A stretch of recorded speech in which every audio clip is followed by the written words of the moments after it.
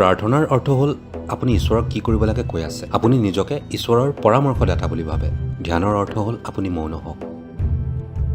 যদি আপুনি সকলো স্তৰতে মৌন হয়, তেন্তে আপোনাৰ বাবে প্ৰয়োজনীয় সকলোখিনি আপোনাৰ জীৱনত ঘটিত হ'ব।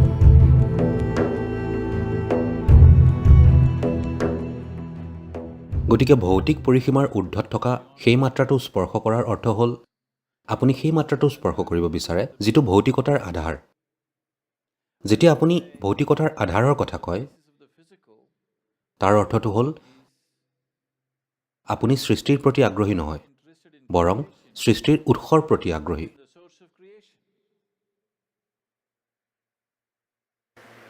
There, if you go and stand in front of the Creator, at least there you must keep your ideas down, isn't it? যদি আপুনি তালৈ যায় আৰু সৃষ্টিকৰ্তাৰ সন্মুখত থিয় হয়, অন্ততঃ সেই ঠাইত আপোনাৰ ধাৰণাবোৰ তললৈ নমাই ৰাখিব লাগিব, নহয়নে? সৃষ্টিকৰ্তাৰ উপস্থিতিত আপোনাৰ ধাৰণাবোৰ কিছু সময়ৰ বাবে তললৈ নমাই ৰাখিব লাগিব, নহয়নে বাৰু? তেওঁৱেই আটাইতকৈ ডাঙৰ ধাৰণা নহয় জানো? এইটো এনেকুৱা, পেঞ্চিলভেনিয়াত এজন মানুহ আছিল। আপুনি ক'ৰ? বৰষুণ দিছে, তাত বানপানী নহয়। সেইবাবে আমি চিয়াটল জেগাখনক উপকূলত ৰাখিব পাৰিলোঁ।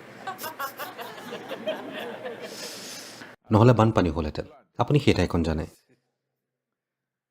গতিকে পেঞ্চিলভেনিয়াত এজন মানুহ আছিল। এবাৰ ডাঙৰ বানপানী হৈছিল। আৰু কৌতুকৰ ভিতৰতো যদি কৌতুক থাকে, আপোনালোকে ভাল পাবনে?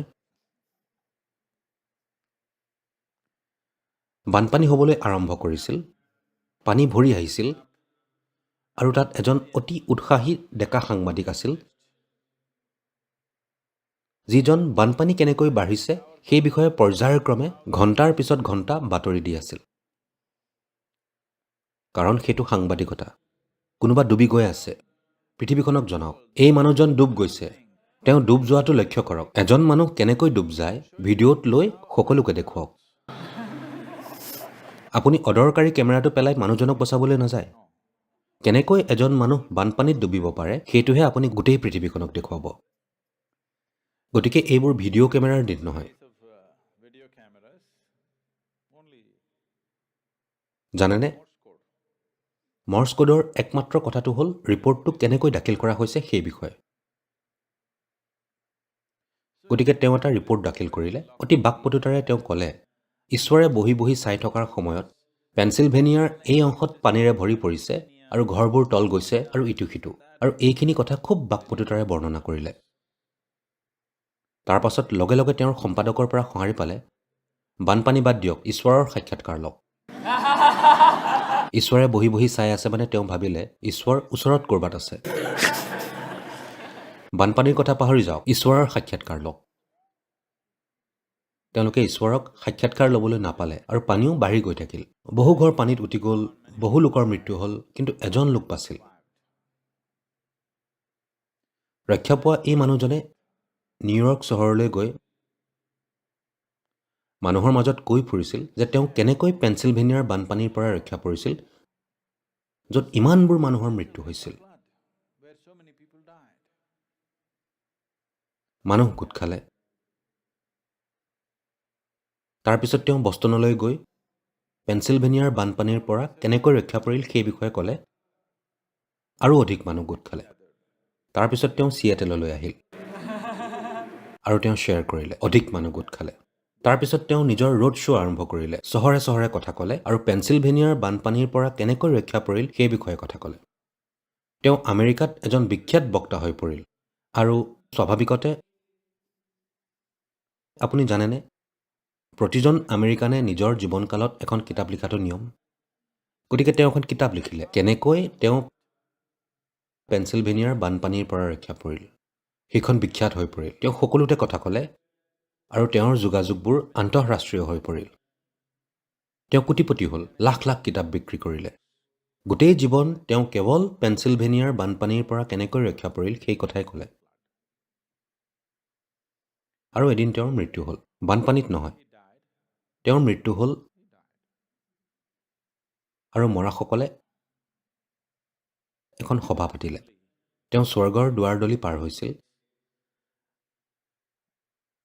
তাত মানুহৰ সমাৱেশ হৈছিল আৰু কথা কোৱাৰ সুযোগ আছিল। দুই এজনে কথা ক'ব পাৰিছিল। গতিকে তেওঁ ওচৰৰ কেইজনক ক'লে, পেনচিলভেনিয়াৰ বানপানীৰ পৰা কেনেকৈ ৰক্ষা পৰিছিলোঁ সেই বিষয়ে মোৰ অভিজ্ঞতা শ্বেয়াৰ কৰিম। কোনোবাই তাক ঠেলি দি ক'লে, দৰ্শকৰ মাজত নোৱা বহি আছে।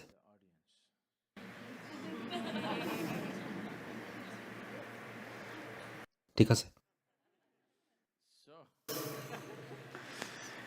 Now, you don't go stand in front of that which is the basis of creation and throw your ideas at him. গতিকে এতিয়া আপুনি সৃষ্টিৰ আধাৰৰ সন্মুখত থিয় হৈ তেওঁৰ ওপৰত আপোনাৰ ধাৰণাবোৰ নিক্ষেপ নকৰিব। আপুনি নিজেই তেওঁৰ এটা ধাৰণা, নহয়নে? আপুনি তেওঁৰ ধাৰণাটোৰ এটা ৰচনা মাত্ৰ। যদি তেওঁ নিজৰ ধাৰণাটোক প্ৰত্যাহাৰ কৰে তেন্তে আপুনি গ'ল। গতিকে আপুনি আপোনাৰ ধাৰণাবোৰ ৰাখিব নালাগে। এইটোৱে হৈছে ধ্যান ধাৰণাৰ মূল। প্ৰাৰ্থনাৰ অৰ্থ হ'ল আপুনি ঈশ্বৰক কি কৰিব লাগে কৈছে। আপুনি নিজকে ঈশ্বৰৰ পৰামৰ্শদাতা বুলি ভাবে। ধ্যান মানে আপুনি আপোনাৰ সীমাবদ্ধতা বুজি পাইছে। এতিয়া আপুনি মনে মনে থাকক।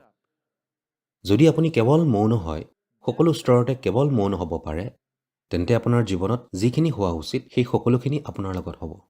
সকলো প্ৰশিক্ষণ কেৱল তেওঁলোকক মৌন হোৱাত সহায় কৰিবলৈ। যাতে আপুনি আপোনাৰ অদৰকাৰী ধাৰণাবোৰ সৃষ্টিকৰ্তাৰ ওপৰত নিক্ষেপ নকৰে। আপুনি মাত্ৰ মৌন হওক।